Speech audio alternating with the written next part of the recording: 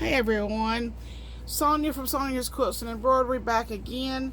I don't know what happened to my camera early, unless I had reached its storage capacity. I don't know, but I'm back now, and we are going to. I'm pretty sure I got to the point on the other video that I can just show you now how we iron these. And while I was waiting on the YouTube video the first one to upload, which takes about an hour, especially one that lasts 25 minutes, it takes about an hour. So I went in and I fixed me some late lunch, and then I had a chill, and I laid down on the couch for just a little bit and covered up and with my little doggies, and that's about the last thing I remember to a little while ago. So I have, and it took me about 30 minutes, I guess, and I have made this many of our strips of 3.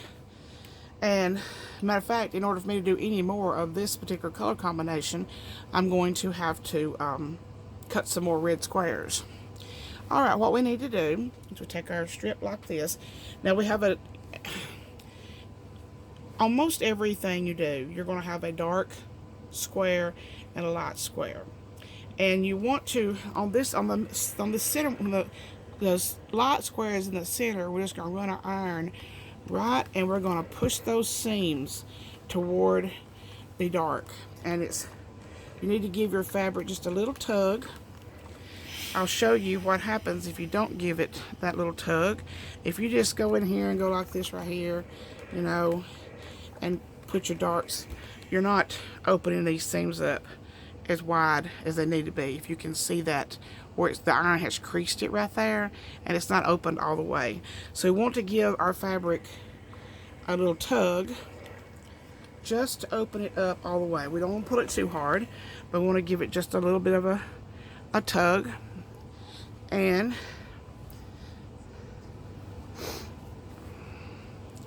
do another one. This one we're going to iron it toward the center, because the dark one is in the center.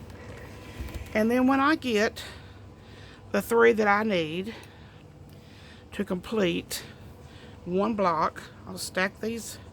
That don't go like that. It goes like that. Stack them up like this. And this is part of just being organized. So when you get back to your machine, you will have everything laid one like this. Now we want to pick up one that's got the light on each end. Give it just a little tug and fold those seams over toward, and I did that one exactly opposite. Put those seams over toward the dark side. Like this. Lay another one on top. Now we need a red one with red on the end. And this one we're going to iron toward the outside. And then we'll pick up one that's got the light on the ends and iron it toward the center, because our dark is in the center. And we'll lay this one this way and pick up another one, and we're going to iron this one toward the red, which is the darker of the 2 colors. And one more. Just run your iron through the center. Well, I always get my left-handed brain is just not functioning properly. I'm going to iron the seam allowances toward the red. Let's see if I did that one right. I did. Okay, now we're going to move back over. And I actually got it. I was just sewing just for a few minutes. I mean, just for a very few minutes. Let me stack up these ones that are have already been sewn, and I will tell you in a few minutes how many I was able to get done.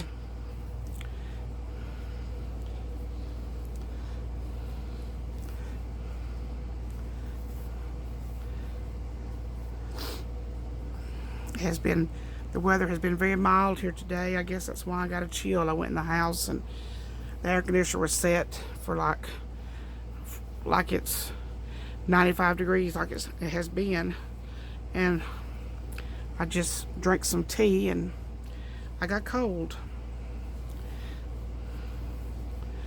And let's see.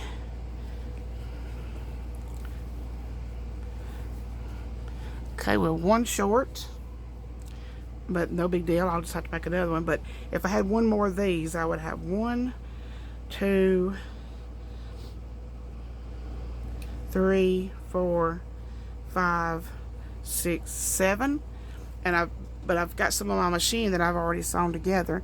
So that's just 7, 8, 9, 10. And I've got about 15. So I'm over a third of the way there on getting my blocks done. It goes together very, very fast. The thing about it is, you have to stay at your machine. The machine does not run on its own. So in order to get a quilt done, just take, an hour a day. So today, for an hour, I'm going to sew. And in a couple of days, you will have enough squares done for whatever size quilt you want to do. All right, let's move back over the sewing machine, and real quick, I'm going to show you how to sew these together to make your 9-patch block. And you'll be ready this next week until we meet again next Tuesday. You'll be ready to get your blocks ready for the next stage of this quilt. Okay, back at our machine. Let me get rid of this. And our first block, we're going to put right sides together. And we want to line up our seams. And if you've ironed them the way I showed you to iron them, they will just match up just perfectly.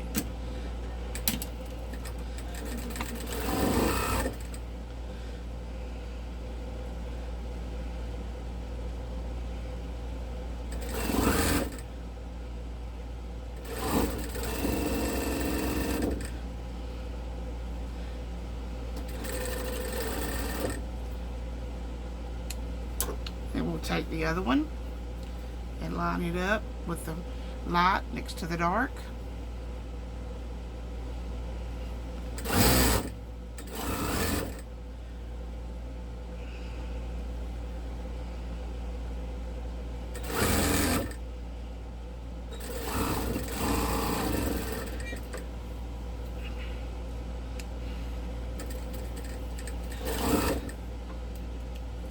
And there we have a completed 9-patch. Now, I'll do another. After we do this, we'll go back and we'd press it from the front side, make sure we have it nice and flat. You need to pull it open really well, but don't pull it too hard. We do not want to distort our square. Okay, I have made up. That was 10. This was one of the 10 I had over there on the cutting table, and I've got 1, 2, 3, 4, 5. So I was a good guesser. I've got 15 almost completed.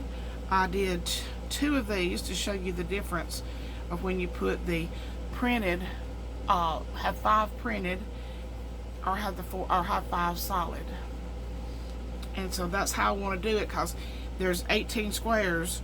18 little 4-inch squares, and we use 9 of each. And that's what I was talking about, your fabric balancing out. You use 4 of the print on this one, 5 of the print on this one, 4 of the solids on this one, 5 of the solids on this one. So you're not using one of your stacks faster than the other. And we have that one, and then we have this square with the I have not ironed these open. I ironed the seams earlier, but I have not ironed the actual quilt block open.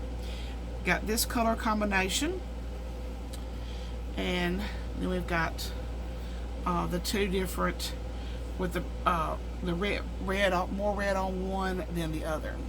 So there was one thing I'm going to mention. Let me see if I can remember what it was. I needed, for my queen size, I needed 42, and I only like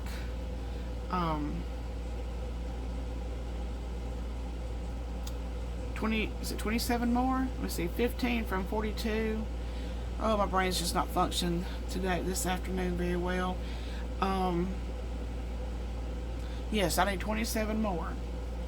Which, if I was sit down and sewed for about an hour and a half or 2 hours, I would have all 42 of my blocks done.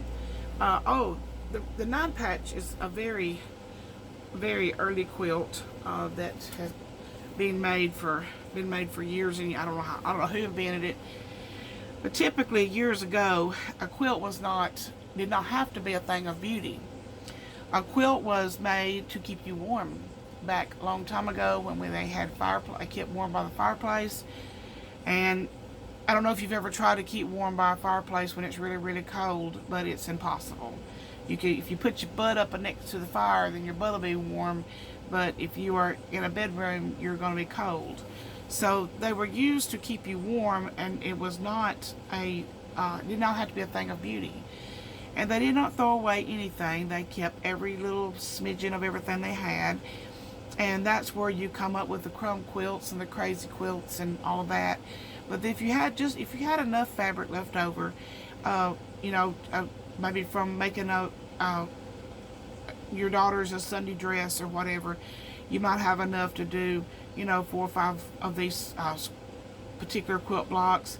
And then if you made your husband a shirt, I'm talking back like in the Little House on the Prairie days, and you had enough left over to do 2 or 3 blocks out of that. So this is kind of the look I'm going for, not matchy, but more scrappy. And that happens to be one of my absolutely most favorite of all quilts, are the scrappy quilts. It's almost like they tell a story all by themselves. But anyway, this is the ironing and the putting together of the final stage of putting the blocks together. And we are going to, next week we'll move on to putting all these blocks together, and I'll show you how to cut your strips to go in between, and I will show you how to put those strips on. And then I don't know exactly how far we'll go next week, but this quilt will not take very long at all to get it finished. So I appreciate y'all all so much for watching. You don't know what it means to me to know that there are now 208 people that care about what I do, and it cares enough to watch me. When I get to 250 subscribers, I decided what I was going to make what the prize is going to be. It's not quilt related, but it is something that a lot of us use, and they're very handy. And I'm gonna make you a matching set of grocery shopping bags, like the kind with the handles on them that will hold cans or fruit, vegetables, whatever. And I'll make you a set of like 6, and that will hold. I've made them for myself. Didn't make them like I were gonna brag about them to anybody, so they had raw edges and stuff on the inside. So, but I'm gonna make some for I'm gonna make a set of 6 for the winner when I do a drawing for the 250 subscribers. So in order to get to 250, I need you to share the video, tell your friends that might be interested in this to subscribe to my channel. If you have any questions at all about what we're doing, please leave it in the comments below. On the part 1 video, the video just before this, in the description box, I did put how many squares you would need per size. I did tell you how much fabric you would need if you were going to, and the total fabric that you would need. And so look that up in the last video. Also, I did put a link down below in that last video where I buy my, excuse me, where did I buy my, where my sewing machine came from. I actually give you the link to the website of the company that I bought my machine from. So if you're interested in having a machine like mine. But anyway, thank you all so much, and tune in next. I'll have some videos this next week that are not about this quilt. I will just do this quilt on Tuesdays. So thank you all so very much, and I appreciate it, and have a great rest of the evening. Bye bye.